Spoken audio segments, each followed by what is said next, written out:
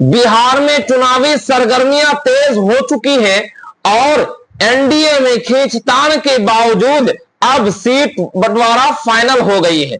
और जिस तरह से एनडीए में जीतन राम मांझी, चिराग पासवान, भारतीय जनता पार्टी, नीतीश कुमार, इन सारे दलों में खींचतान चल रही थी और कभी चिराग पासवान को ज्यादा सीट की मांग कर रहे थे, कभी जीतन राम मांझी, तो कभी भारतीय जनता पार्टी 115 से 120, तो कभी जेडीयू 115 से 120 के आसपास में मांग कर रहे थे। लेकिन इस बीच में भारतीय जनता पार्टी ने, अमित शाह ने एक फॉर्मूला तैयार किया है और इस फॉर्मूले में सीट शेयरिंग को पूरी तरह से तैयार करके फाइनल कर दिया है। और इस बीच में सबसे बड़ी खबर यह है कि एनडीए में सीट बंटवारा जो फाइनल हुआ है उनमें कई दल है। उनमें से जेडीयू यानी नीतीश कुमार की पार्टी, भारतीय जनता पार्टी, चिराग पासवान यानी एलजेपी, जीतन राम मांझी की पार्टी हम, उपेंद्र कुशवाहा और आरएलएम,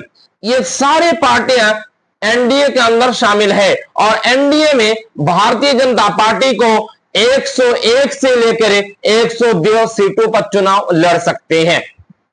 यानी बीजेपी बिहार के 243 विधानसभा सीट में 101 से 102 सीटों का चुनाव वो मैदान में अपने प्रत्याशी उतार सकते हैं। दूसरी बात यह है कि अब जेडीयू की बात करें, जेडीयू हमेशा ज्यादा सीटों के चुनाव लड़ने की मांग कर रहे थे और भारतीय जनता पार्टी उसको ज्यादा चुनाव में सीट देने के पक्ष में नहीं थे।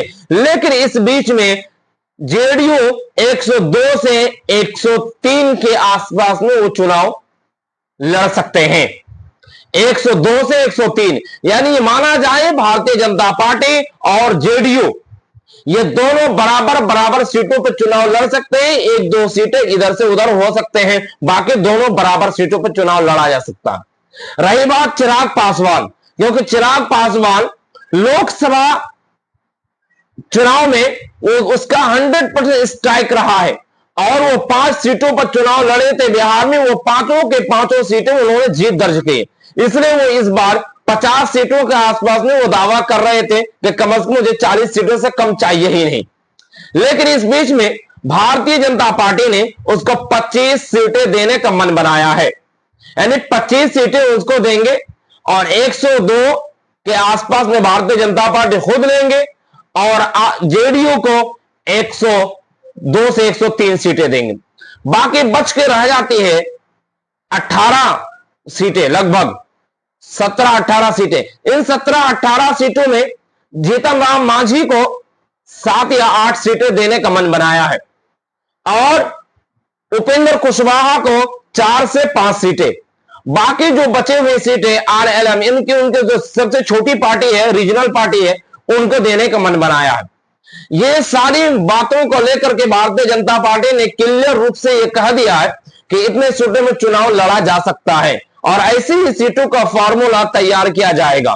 क्योंकि एनडीए के बीच जो खींचतान चल रही थी वो खींचतान में अब विराम लगता दिखाई दे रहा है।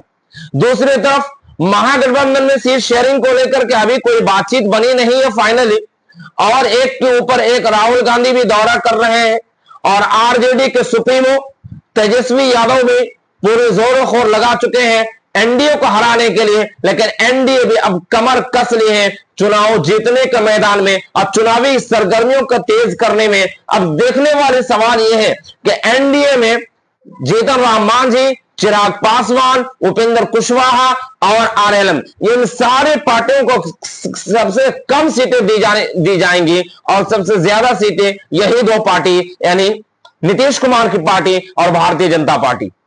लेकिन नीतीश कुमार अब मानेंगे और नीतीश कुमार इस गठबंधन का हिस्सा बने रहेंगे या फिर चुनाव के बाद यह हिस्सा खत्म हो जाएंगे या चुनाव से पहले खत्म हो जाएंगे। क्योंकि नीतीश कुमार का भरोसा लोगों को उठ चुका है कि वो कब किस नीति पर बदल जाए यह कहना बहुत मुश्किल है।